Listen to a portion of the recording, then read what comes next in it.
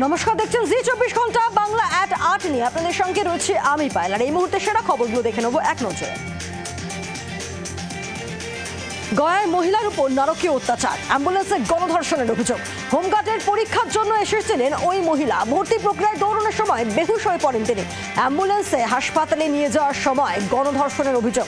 অভিযুক্ত অ্যাম্বুলেন্স চালক ও টেকনিশিয়ান গ্রেফতার। বন দপ্তরের আধিকারিকের বাড়িতে থরে থরে সাজানো নোট। জয়পুর ফরেস্ট রেঞ্জের অফিসারের বাড়ি থেকে উদ্ধার বিপুল পরিমাণে টাকা আর সোনা। জয়পুর ফরেস্ট রেঞ্জের ডেপুটি রেঞ্জার রামচন্দ্র নেপাকের বাড়ি, ফ্ল্যাট সহ মোট 6টি জায়গায় অভিযান চালায় অ্যান্টি কারাপশন ভিজিলেন্স টিম।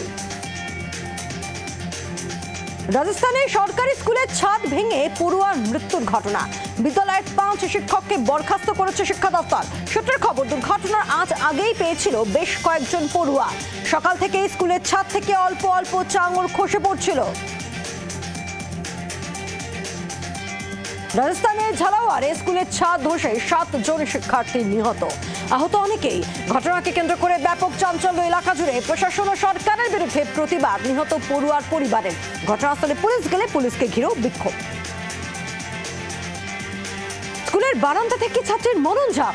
আহমেদাবাদের নবরঙ্গপুরার সোমলাল স্কুলের ঘটনা। বৃহস্পতিবার দুপুরে স্কুলের 4 তলার বারান্দা থেকে আচমকা ঝাঁপ দেয় ওই পড়ুয়া। রক্তাক্ত অবস্থায় উদ্ধার করে হাসপাতালে নিয়ে যাওয়া হয়। চিকিৎসাধীন অবস্থায় মৃত্যু 10ম শ্রেণীর ছাত্রের।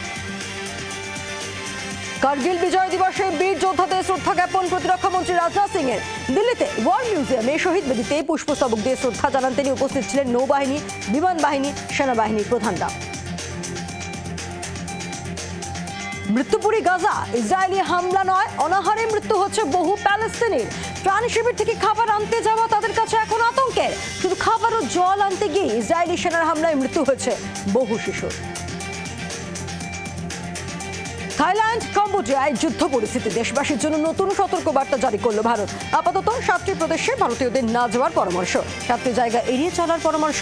নিষেধ করা হয়েছে 7টি প্রদেশে অন্তত পক্ষে 20টি দর্শনীয় স্থান আছে। বাংলার আওয়াজ, বাঙালির আবেগ, জি24 ঘন্টা।